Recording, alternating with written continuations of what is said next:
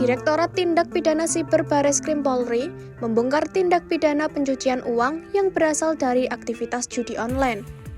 Dalam rilis yang dilaksanakan pada 7 Januari 2026, Bareskrim meliris uang senilai 96,7 miliar rupiah.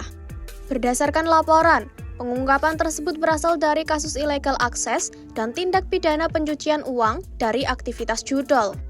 Direktur Tindak Pidana Siber Bareskrim Polri, Brigjen Pol Himawan Bayu Aji menjelaskan, uang sitaan tersebut berasal dari dua sumber utama, yakni hasil patroli Siber Bareskrim Polri, serta pengembangan laporan hasil analisis dari Pusat Pelaporan dan Analisis Transaksi Keuangan.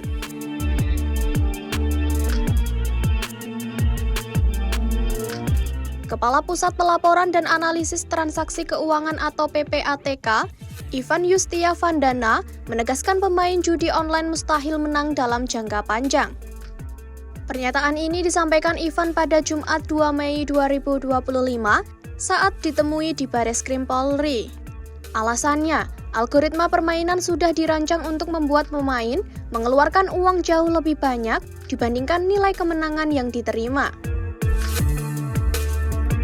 Menurut Ivan, pemain merasa menang besar setelah meraih keuntungan ratusan juta, padahal sebelumnya telah mengalami kerugian miliaran rupiah. Lantas, apa rahasia di balik algoritma judol?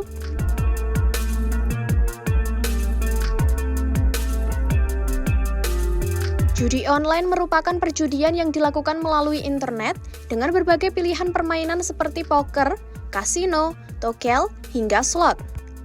Popularitasnya di Indonesia tinggi karena dinilai lebih mudah, praktis, dan menjanjikan keuntungan dibanding judi tradisional. Dalam praktiknya, algoritma judi online diatur untuk menyesuaikan frekuensi kemenangan, nilai jackpot, hingga tingkat kesulitan permainan sesuai jumlah taruhan atau durasi bermain. Presentase pengembalian return to player atau RTP juga selalu di bawah 100%, yang artinya dalam jangka panjang, penyedia layanan judi online selalu menang. Pemain merasa pernah menang besar, sesungguhnya sudah lebih dulu mengalami kekalahan yang jauh lebih besar.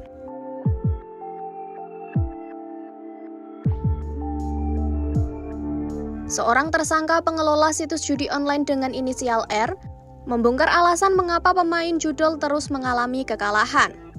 R ditangkap di wilayah Sukmajaya, Kota Depok pada November 2024 lalu.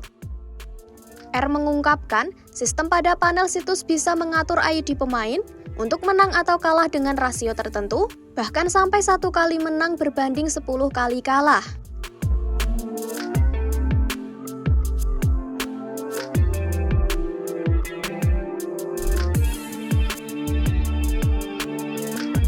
Pengaturan ini diketahui R setelah belajar dari rekan-rekannya dan menjalankan aktivitas tersebut selama 8 bulan terakhir.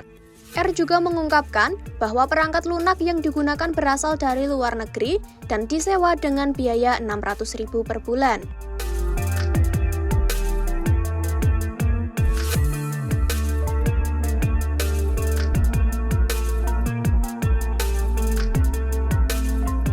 Selain R, Polres Metro Depok juga menangkap 4 tersangka lain. Setiap tersangka diduga memiliki peran dalam operasional situs judi online selama 2 tahun terakhir.